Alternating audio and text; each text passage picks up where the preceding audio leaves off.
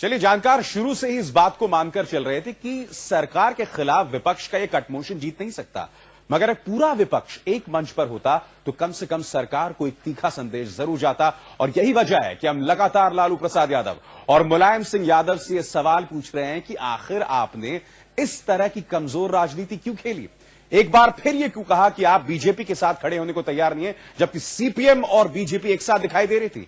आखिर पर्दे के पीछे की डील क्या है लालू जी?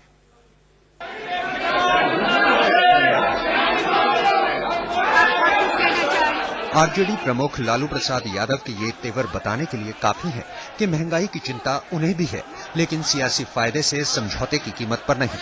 कटौती प्रस्ताव कमोवेश विपक्ष के हर दल की दुविधा यही थी। ऐसे में संसद में कटौती प्रस्ताव की तो हवा निकलनी ही थी। लालू और मुलायम ने सुबह ही कह दिया था कि वो संसद से सड़क तक महंगाई पर सरकार को तो घेरेंगे, लेकिन कटौती प्रस्ताव पर बीजेपी के साथ नहीं दिखेंगे। सीपीएम के हमारे कामरेड आज अभी तय कर लें कि इनके कट मोशन पर बीजेपी वोट इनके साथ नहीं करेगी। हम इनको वोट करने के लिए तैयार हैं।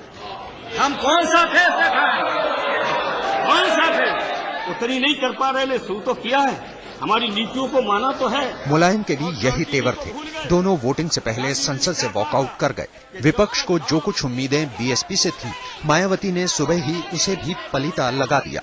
जो महंगाई का जो मामला है, या पेट्रोल डीजल की जो कीमतें बढ़ रही हैं, या फिर और जो जनहित के मामले हैं, या उत्तर प्रदेश सरकार के साथ जो केंद्र का पक्षपात वाला रवैया है, इन सब मामलों को लेकर हमारा संघर्ष लगातार जारी है, आगे भी जारी रहेगा।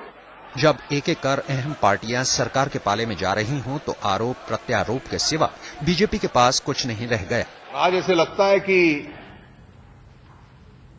सरकार की परफॉर्मेंस तो नहीं कर पाई, लेकिन कोई विपक्ष में एक आध व्यक्ति साथ आ जाए, वो सीबीआई के मिसयूज से उस उद्देश्य को प्राप्त करना। साफ है विपक्षी एकता तार तार हो चुकी थी, लेकिन इस हार में भी विपक्ष को बहाने की तलाश थी। लेफ्ट का कहना है कि वो तो सरकार गिराना ही नहीं चाहती थी। Decision to move the cut motions, the objective is not to destabilize the government. The objective is to force the government to roll back the budgetary hikes that they had announced in petrol, diesel and fertilizer. सवाल उठता है कि अगर सरकार को गिराने की मंशा नहीं थी तो फिर विरोध का शोर शराबा क्यों? एक तरफ विरोध का नाटक तो दूसरी तरफ सरकार को घेरने की तैयारी।